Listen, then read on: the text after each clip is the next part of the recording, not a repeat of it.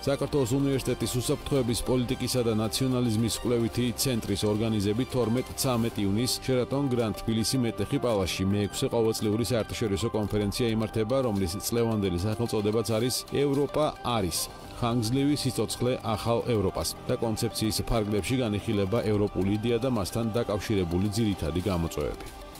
ევროპას წინაშე დგას უთავრესი ამოცანა, რომ მან ხელახლა განსაზღვროს საკუთარი როლი გლობალურად, რეგიონულად და შესაბამისად დღევანდელი კონფერენცია ამას ეწყობა. ძალიან ბევრი მეცნიერი არის ჩამოსული, პოლიტიკოსები, მოქმედი პოლიტიკოსები, ყოფილი პოლიტიკოსები და მიმდინარეობს შეელობა იმაზე, თუ როგორი უნდა იყოს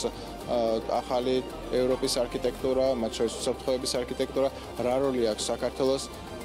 რა პერსპექტივები აქვს საქართველოს, ზოგადად ჩვენ არ განვიხილავთ საქართველოს როგორც ქვეყანას, რომელიც ღარიბი მეზობელივით ხოლმე ბენეფიციარი იქნება დასავლური ცივილიზაციის, არა ჩვენ მიგვაჩნია, რომ საქართველო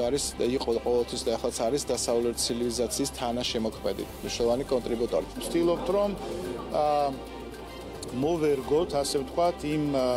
საკითხებს, რომელიც არის საერთაშორისო ურთიერთობებში დღეს ყველაზე უფრო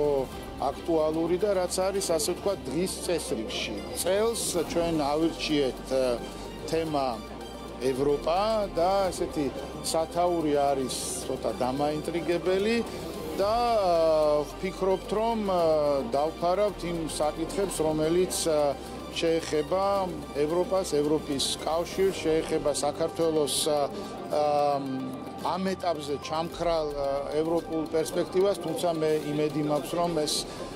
ევროპული პერსპექტივა გაიღვიძებს, როგორც კი შესაბამისი ვითარება შეიქმნება საქართველოში.